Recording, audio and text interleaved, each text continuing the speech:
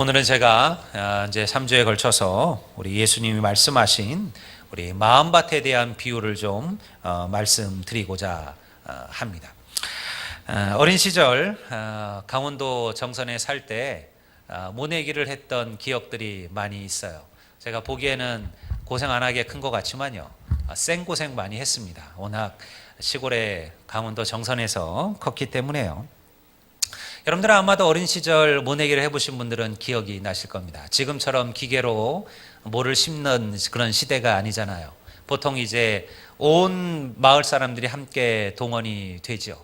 두 사람이 양쪽 끝에서, 논두렁 양쪽 끝에서 팽팡에 당긴 그 줄을 이제 갖다 대면 사람들이 그 줄에 쫙 서서 이제 이렇게 모를 심고, 또 한 줄을 옮기면 또 심고, 이렇게 해서 여러분들 온 밭을 다 모내기를 했던 그런 기억들이 있습니다.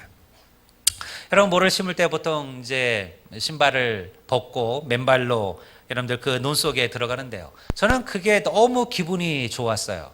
그 매끈매끈한 그 흙 속에 발들이 빠져가고 그 발가락 사이로 그 흙들이 삐져 나오고는 그렇게 했습니다. 아주 부드럽고 좋은 촉감들이죠. 물론 가끔은 거머리도 함께 붙어 있기도 했지만요. 어쨌든 여러분들 그때는 그렇게 수고하며 애쓰며 모내기들을 했습니다. 그런데 그 부드러운 논이 그냥 만들어진 것이 아닙니다. 겨울 내내 딱딱하게 굳어져 버린 땅을 봄이 되면 농부들은 소를 끌고 그 논을 밭을 갈기 시작을 합니다. 수없이 쟁기로 그 딱딱하게 굳은 논을 일구고, 그리고 그곳에 물을 대면요, 여러분, 그 딱딱했던 논이 모를 심을 수 있는 부드러운 땅으로 바뀌게 되는 거죠. 그래야지만 그 부드러운 땅 속에 모를 심을 수가 있었습니다.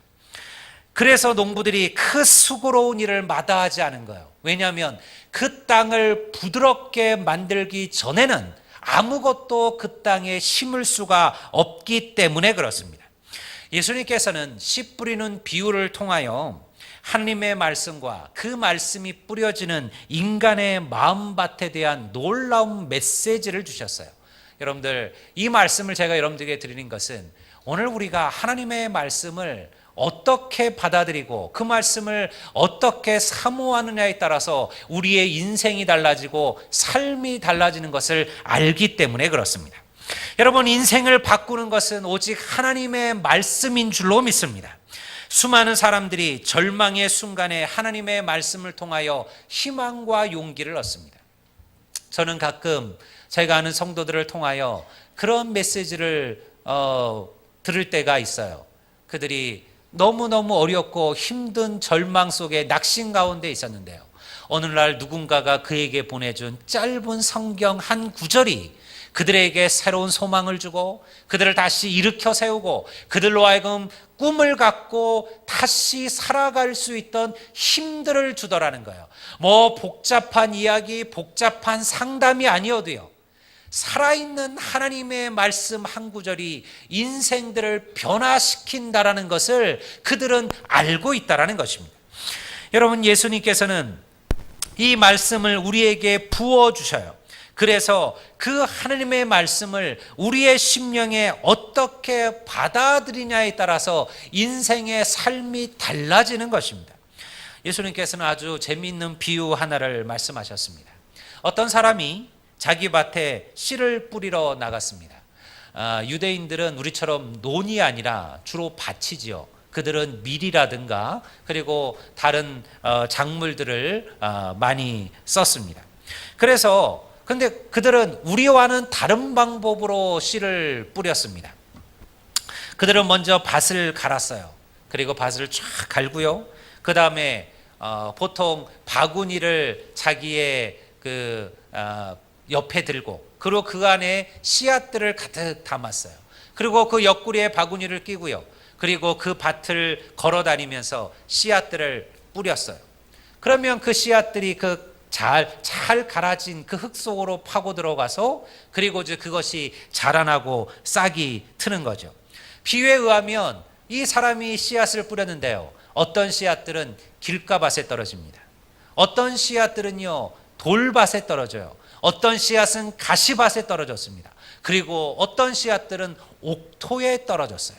그리고 옥토에 떨어진 그 씨앗은요, 나중에 100배, 60배, 30배 결실을 맺었다.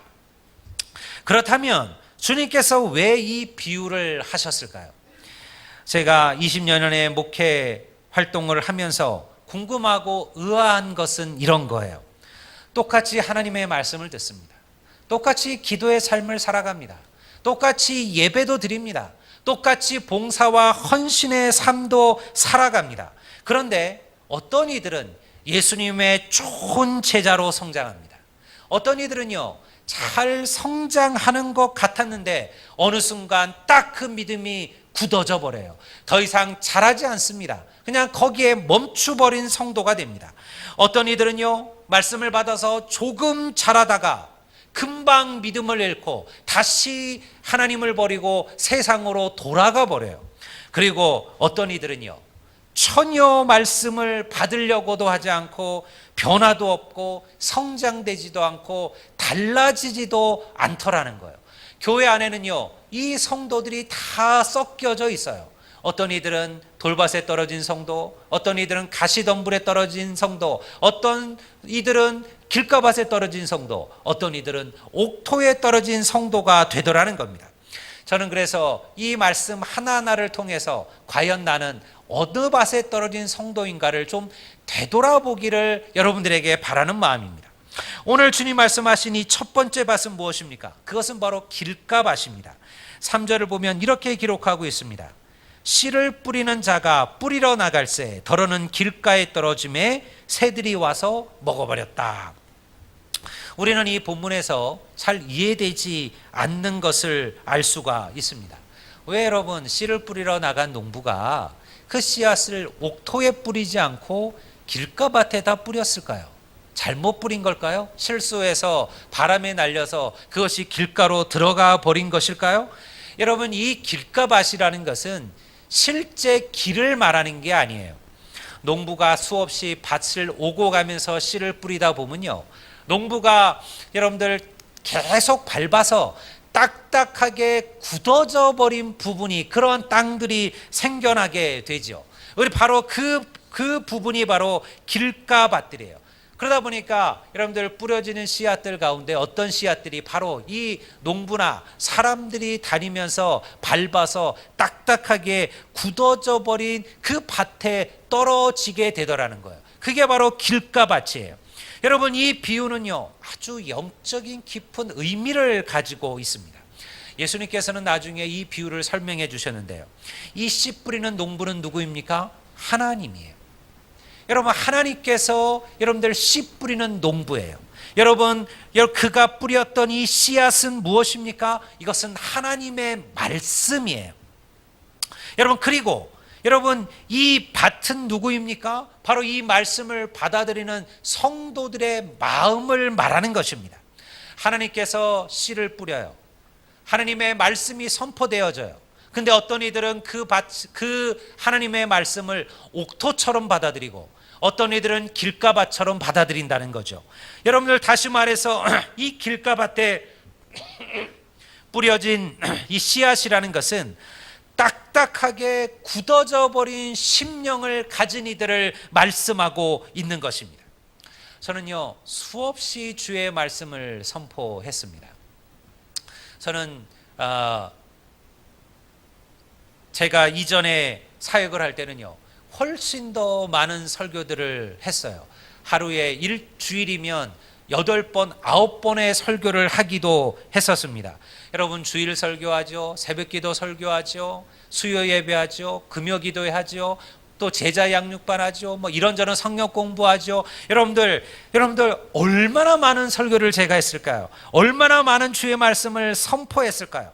하지만요, 위대한 삶의 변화를 보여주는 성도들을 만나는 것은 생각보다 그렇게 쉽지가 않습니다. 수많은 이들은 수없이 주의 말씀을 듣습니다. 교회 가면 목사님의 말씀을 듣고요, 방송으로, 텔레비전으로, 뉴스 여러분 혹은 CBS로, 극동방송으로 수없이 주의 말씀을 들어요. 하지만 변화는 일어나지 않습니다. 그들의 삶은 달라지지 않습니다. 여러분, 이것이야말로 하나님의 마음을 가장 속상하게 하고 여러분들 힘들게 하는 게 아닐까요? 살아계신 하나님의 말씀을 듣고도 왜 그들은 달라지지 않고 변화되지 않을까요? 이유는 간단합니다. 그들의 마음이 딱딱하게 굳어져 있는 길가밭이기 때문에 그렇습니다. 주님께서는 이 비유를 듣고도 깨닫지 못하는 제자들을 위하여 다시 비유를 풀어 설명해 주셨습니다. 19절을 보면요, 이와 같이 기록하고 있습니다. 아무나 천국 말씀을 듣고 깨닫지 못할 때는 악한 자가 와서 그 마음에 뿌려진 것을 빼앗나니 이는 곧 길가에 뿌려진 자요. 이것이 무슨 의미일까요? 하나님의 말씀이 우리에게 선포될 때 우리가 해야 될 일은 무엇이냐? 간단해요. 여러분들, 하나님의 말씀 앞에 여러분들의 마음을, 여러분의 심령을 부드럽게 하시기를 주의 이름으로 축원합니다. 여러분, 딱딱하게 굳어진 마음은요, 절대 하나님의 말씀을 받을 수가 없어요. 딱딱한 마음에는 하나님의 말씀이 뿌리를 내릴 수가 없다라는 것입니다. 그 하나님의 씨앗들이, 그 씨앗들이 흙 속으로 들어가 있어서 덮여져야 되는데요, 딱딱해 굳어진 땅에는 그 씨앗들이 땅 속으로 파고 들어갈 수가 없는 거예요. 흙으로, 땅으로 이 씨앗들이 파고 들어갈 수가 없으니까 어떤 일이 벌어집니까? 새가 와서 쪼아 먹어버린다라는 거예요. 그렇지 않겠습니까? 씨앗이 뿌려졌는데요, 어떤 씨앗들은 땅 속에 잘 파고 들어갔어요. 여러분, 그러니 새들이 그것을 볼 수가 없죠. 근데 어떤 씨앗들은요, 딱딱하게 굳어진 길가밭 위에 떨어졌습니다. 그래서 여러분들 그 씨앗들이 뿌리를 내리지 못해요. 그럼 어떻게 돼요? 그저 새들이 와서 여러분 그 씨앗을 다 쪼아 먹어 버리게 된다라는 거죠. 여러분, 성경은 이 새를 뭐라고 얘기합니까? 악한 자라 얘기해요. 이 악한 자는 정확한 의미는요, 악한 영이라는 거예요. 다시 말해서 사단이 와서 여러분 그 말씀을 앗아가 버린다라는 것입니다. 사단은 어떻게든 하나님의 자녀들이 말씀을 듣는 것을 막으려고 하는 거예요. 여러분, 그래서 제가 이 교회를 처음 목회하며 여러분들 시작할 때 여러분들에게 부탁드린 말씀들이 있었어요. 그것이 무엇입니까? 하나님의 관계를 깨트리지 마라. 성도들끼리 관계를 깨지 마라. 목회자의 관계를 깨지 마라. 왜냐하면 그렇게 되면요, 여러분들 하나님의 말씀을 들을 수 있는 귀가 닫히기 때문에 그래요. 여러분, 여러분들이 목회자를 불편해하고 여러분들이 목회자를 싫어하면 목사가 하는 말씀들이 여러분들의 마음에 와 박힐 수가 있을까요? 그것이 은혜가 될까요? 그렇지 않은 거예요. 그래서 여러분들, 성도들은 목회자로서 기도하셔야 되는 겁니다. 목회자 좀 부족하고 모자르다 할지라도요, 여러분, 그를 통하여 하나님의 말씀이 내 귀에 들려지는 거잖아요. 그래서 그를 위하여 기도해 줘야 되는 거예요. 여러분, 성도들을 위하여 기도하십시오. 여러분, 성도들 사이에 다툼이 생기고 분란이 생기면 하나님의 말씀이 우리 안에 은혜로 들어올 수가 없는 거예요. 사단이 와서 그 하나님의 말씀을 빼앗아가는 것입니다. 사단은 그래서 어떻게 하든지 간에 하나님의 백성들이 주의 말씀 듣는 것을 막으려고 하는 거예요. 하나님의 말씀은 어떠한 역사를 일으킵니까? 여러분, 하나님의 말씀은 악한 영을 쫓고 사단을 결갑하며 우리의 심령을 새롭게 하는 힘이 있는 줄로 믿습니다. 하나님의 말씀은 과정을 회복합니다. 하나님의 말씀은 절망에 빠진 자들에게 새로운 소망을 일으킵니다. 예수님은 말씀으로 귀신 들린 자를 내어 쫓았고요, 예수님은 말씀으로 죽은 자를 살렸습니다. 베드로와 요한은요, 말씀으로 안진뱅이를 일으키고, 바울은 말씀으로 여러분 죽은 자를 다시 살리는 기적을 일으켰어요. 이것이 하나님의 말씀의 능력이에요. 여러분, 교회는 이것을 붙들고 살아가는 것입니다. 그런데 오늘 우리가 하나님의 말씀의 능력을 잃어버렸다라는 거예요. 교회가, 성도가 말씀을 붙들지 아니하고 하나님의 말씀을 자랑하지 않는 시대가 되었습니다. 오늘날 교회가 왜 세상 속에서 여러분들 때로는 비난을, 때로는 조롱까지 당하느냐? 여러분, 교회가 정말 자랑해야 될 것은 자랑하지 아니하고 다른 것을 자랑하잖아요. 교회가 성도의 수를 자랑합니다. 교회가 헌금의 양을 자랑합니다. 여러분, 교회가 화려한 건물들을 자랑합니다. 교회가 멋진 프로그램을 자랑합니다. 여러분, 그랬더니요, 세상은 교회를 조롱하는 거예요. 왜냐하면 우리가 정말로 자랑해야 될 것은 그러한 것들이 아니에요. 여러분, 오직 우리를 통하여 하나님의 말씀이 자랑되고 오직 우리를 통하여 주의 이름이 자랑되는 역사가 우리 아들령 교회 안에 일어나게 되기를 주의 이름으로 축원합니다. 여러분, 그래서 사단은요, 하나님의 말씀 앞에 두려워 떠는 거예요. 사단은 능력 있는 존재입니다. 사단은요, 능력을 행하는 존재입니다. 그럼에도 사단은 우리와 같은 연약한 부족한 성도를 두려워합니다. 왜 그럴까요? 우리가 무서운 게 아니에요. 여러분, 성도들의 입술을 통하여 선포되는 하나님의 말씀을 두려워하는 거예요. 이것이 사단을 두렵게 하는 것입니다. 그러니 마음이 닫혀지고 딱딱하게 굳어져 있는 하나님의 말씀을 듣고도 그 말씀을 새기려고 하지 않는 이들에게는요, 사단에게 좋은 먹잇감이 되는 거예요. 그들은요, 여러분들, 사단이 볼 때 자기 편이 될 수밖에 없는 거죠. 그렇다면 왜 사람들은 이런 딱딱한 길가각박 각과 같은 그런 마음밭을 가지게 될까요? 사람들 가운데는 아주 이성적인 사람들이 있습니다. 이들은 하나님의 말씀을 들을 때 이성과 합리, 이러한 필터를 작용시키는 거죠. 여러분, 우리가 정수기라는 게 가장 중요한 핵심은 필터 아닙니까? 그 필터가 좋은 필터가 있어야지만 거기에 나쁜 것들이 다 걸러지는 거예요. 그래서 우리가 정수된 물을 마시는 거잖아요. 그런데 하나님의 말씀을 듣는 이들 가운데요, 바로 이러한 이 필터를 작용시키는 이들이 있어요. 하나님의 말씀을 들을 때 자기만의 필터를 갖고 있어요. 그래서 그 필터를 통과하는 것만 하나님의 말씀으로 들으려고 하는 거예요. 여러분, 하나님의 말씀은 우리의 이성이나 우리의 지식과 반대되지 않습니다. 기독교를 여러분들 반이성적, 비이성적이라고 말하는 것은 잘못된 겁니다. 그러나 기독교는요, 이성을 반대하는 것이 아니라 이성을 뛰어넘습니다. 우리의 이성으로 우리가 이해할 수 없고 볼 수 없는 것들을 보게 만드는 것이 바로 믿음이에요. 여러분, 그래서 믿음에는요, 이성의 잣대만으로는 절대 이해할 수 없는 것들이 있어요. 그러니 여러분, 우리가 주의 말씀을 들을 때는요, 어린 아이와 같은 심령을 가지셔야 돼요. 하나님의 말씀을 들을 때는요, 아이와 같은 마음으로 주의 말씀을 들으셔야 돼요. 베드로가 밤이 맞도록 고기를 잡았어요.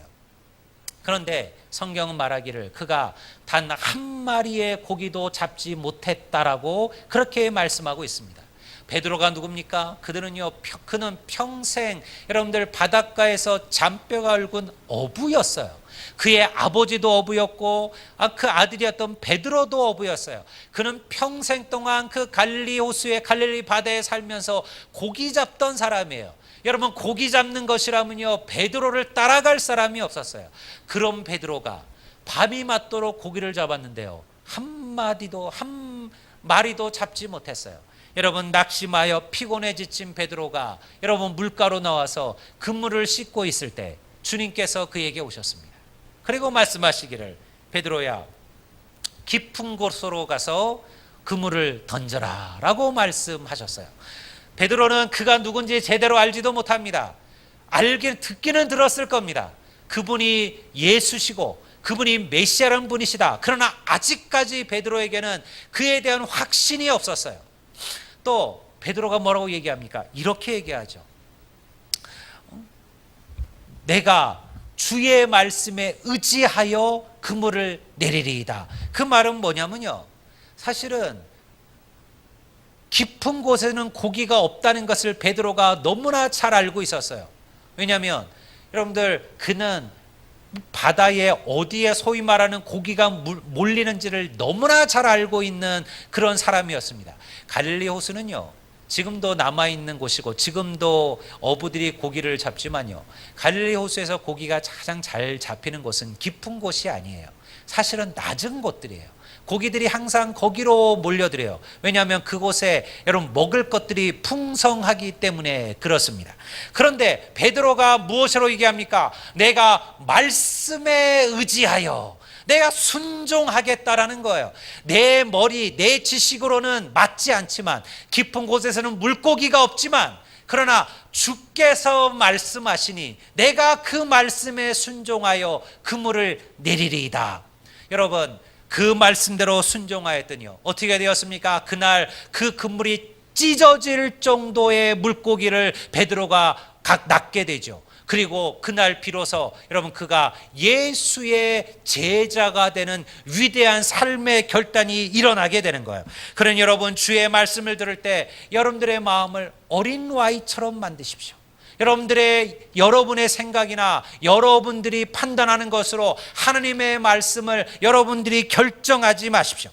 어떤 이들이 그런 것으로 하나님의 말씀을 거른다면요, 또 어떤 이들은요, 자신의 경험이나 지식으로 하나님의 말씀을 받아들이는 이들도 있습니다. 그들은 주의 말씀을 들을 때마다 자신의 경험이라든가 혹은 자신의 지식의 필터로 말씀을 걸러내죠. 자신의 경험과 반대되는 것 외에는 믿으려고 하지도 않고 순종하려고 하지도 않는 거예요. 제가 여러분, 교회 목회를 해보면요, 교회들마다 누구나 다 그런 특성을 갖고 있어요. 무엇인가를 해보려고 하면 항상 누군가 하는 말은 무엇이냐면 이런 거예요. 목사님, 그거 해보나 마나입니다. 우리가 다 해봤는데요, 그거 아무 쓸데 없습니다. 그럴 수 있습니다. 맞는 말이에요. 경험은 중요하니까요. 경험은 중요하니까 이전에도 이렇게 해봤고 예전에도 이렇게 해봤는데 그거 해봤자 별 쓸데 없습니다. 아니야만 못합니다. 그럴 수도 있어요. 그러나 여러분, 하나님의 역사를 누가 알겠습니까? 그것은 우리의 경험 아닙니까? 예전에 안 되었기 때문에 지금도 안 될 것이다. 하나님께서 우리에게 능력을 부으시고 여러분, 새로운 결단을 주시며 어떠한 역사가 일어날지 어떻게 알겠어요? 여러분, 그러니 여러분, 우리가 때로 우리의 경험과 우리의 판단으로 하나님의 일을 가로막고 있는 거예요.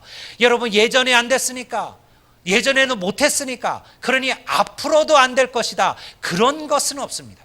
여러분, 우리가 믿음을 가지고 신뢰를 가지고 나아가면 여러분, 하나님의 말씀은 우리의 경험을 뛰어넘고 우리의 지식을 뛰어넘어 위대한 하나님의 역사와 기적을 이루게 하실 줄로 믿습니다.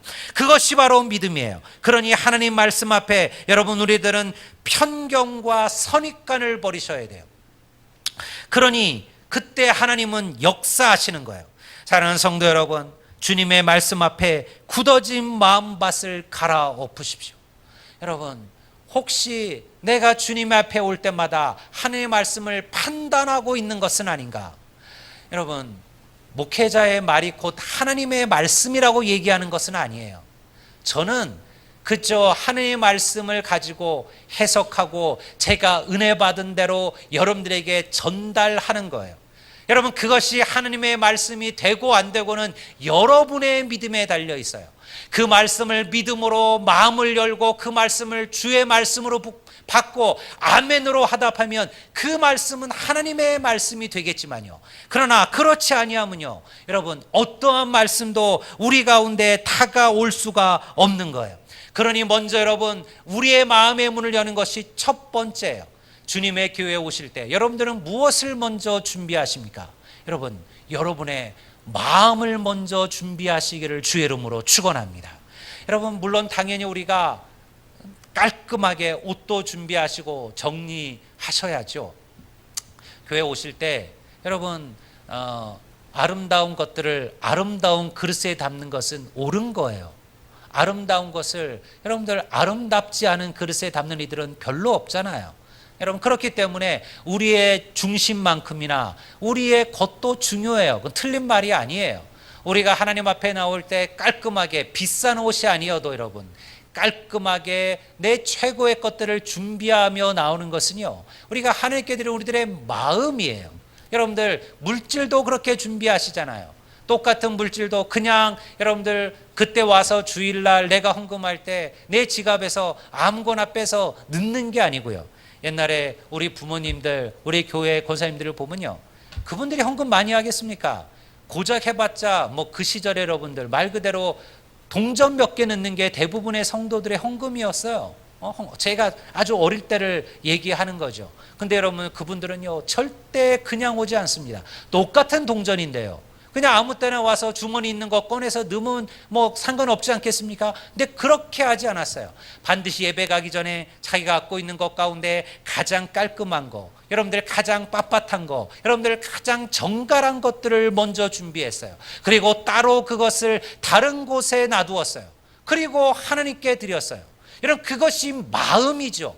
여러분, 그 액수의 문제가 아니에요. 그것을 준비하는 자들의 마음의 문제예요. 여러분, 그런 이들이 주의 말씀에 은혜 받지 못할까요? 그 작은 것을 그렇게 준비하는 이들이 하나님의 말씀 앞에는 오죽이나 더 그들의 마음의 문을 열까요?